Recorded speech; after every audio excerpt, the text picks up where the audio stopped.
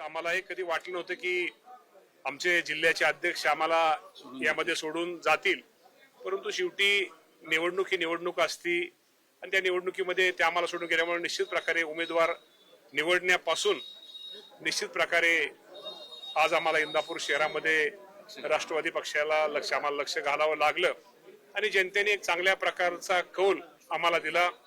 14 उमेदवार निवडून दिले, 15 उमेदवार सुद्धा आमचा खूप थोड्या मताने आमचा तो त्याचा पराभव झाला आणि आमचा नगराध्यक्षाचा उमेदवार हा निवडून आलेला आहे।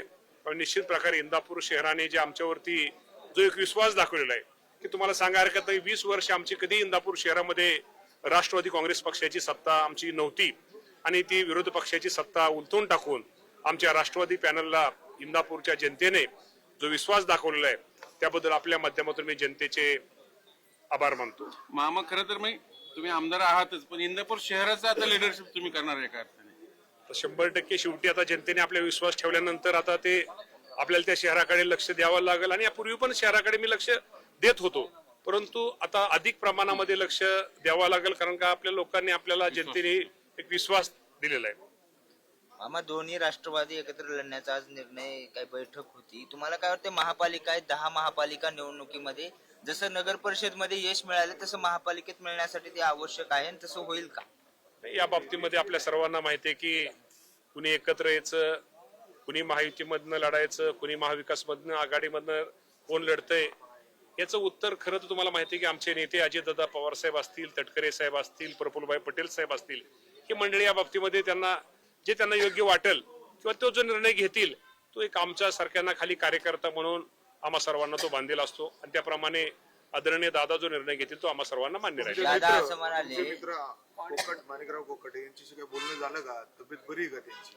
कोकाटे साहेब निश्चित प्रकारे माझे मित्र म्हणले तर ते आदरणीय माझे मार्गदर्शक आहेत आणि तो थोडं स्वभावाने मोकळा माणूस आहे, पण त्याच्या माणसाच्या मनात मध्ये खरं तर काही गोष्टी नसतात आणि त्या गोष्टी त्यांची तब्येत अजूनही त्यांची तब्येत बरी नाहीये आणि ते काळजी घेतायत आणि त्यांना लवकर आपण त्यांना निश्चित प्रकारे लवकर त्यांना त्यांची तब्येत त्यांची चांगली व्हावी आणि ते दवाखान्यात लवकर बाहेर पडावेत अशी निश्चित प्रकारे पण सगळं राजकीय आहे ते अटक टाळण्यासाठी वगैरे राजकारणात असं नाटक वगैरे नसतं। तुम्ही सगळ्याला माहिती, आजार हा शेवटी आजार असतो आणि आपल्याला लक्षात आलं असेल की त्याचा आजार नसते, डॉक्टर लोकांनी सर्टिफिकेट दिलंच नसतं।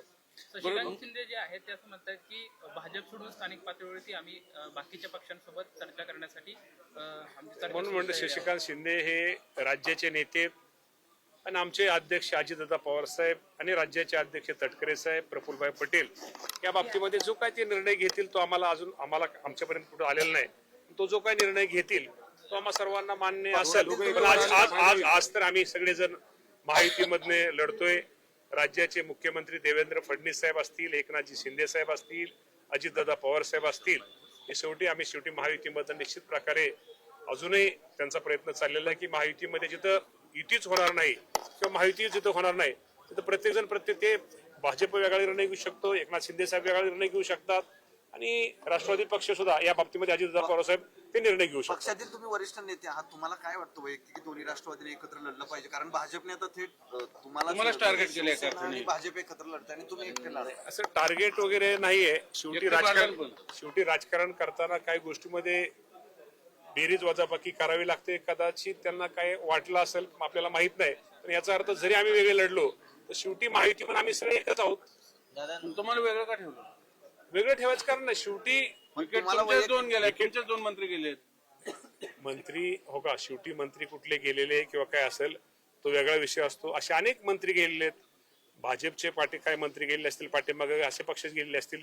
एकदा कुठल्याही मंत्र्यावरती आरोप झाल्यानंतर शेवटी जोपर्यंत आरोप सिद्ध म्हणजे आरोप ज्यावर ठेवत नाही तोपर्यंत घरात पैसे सापडले त्याला काय नाही केलं, सगळं शिंदेच्या आणखीन तो गृह राज्यमंत्री कोणते त्यांचे सगळं सापडलं त्यांना काय। या बाबतीमध्ये मुख्यमंत्री खूप आपल्या सगळ्यांना माहिती आहे की एक कार्यक्षम या राज्याचे मुख्यमंत्री देवेंद्र फडणवीस साहेबांची काम करण्याची पद्धत खूप वेगळी आहे।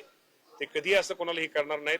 तो कोण शेवटी त्यांना नैतिकता म्हणून प्रत्येक पक्षाच्या अध्यक्षाची ती जबाबदारी असते आणि शेवटी अध्यक्षांना आमच्या अजितदादा पवार साहेबांना वाटलं जोपर्यंत एखादा केला जातो, जोपर्यंत आरोप आपलं निर्दोष होत नाही तोपर्यंत राजीनामा दिला त्यात काही अवघड नाही.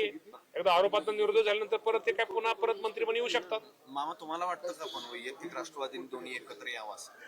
नाही, म्हणून मी मगाशी म्हटलं की या बाबतीमध्ये आमचे नेते अजितदादा पवार साहेब आहेत, ते ज्येष्ठ आहेत. शेवटी अध्यक्षांचा तो निर्णय, अजितदादा पवार साहेब जो निर्णय घेतील तो आम्हा सर्वांना मान्य असेल. मामा, नगर परिषदेमध्ये अनेक ठिकाणी मामा इंदापूरमध्ये तुम्ही दाखवून दिले की इंदापूर शहर असेल किंवा बाकी इतर असतील की तुमच्या पाठीमागे आहेत. विरोधकांना काय सल्ला द्याल? सगळ्यांनी एकत्रित येत पॅनल केलं तर तुमच्या विरोधात मोठी रणनीती होती.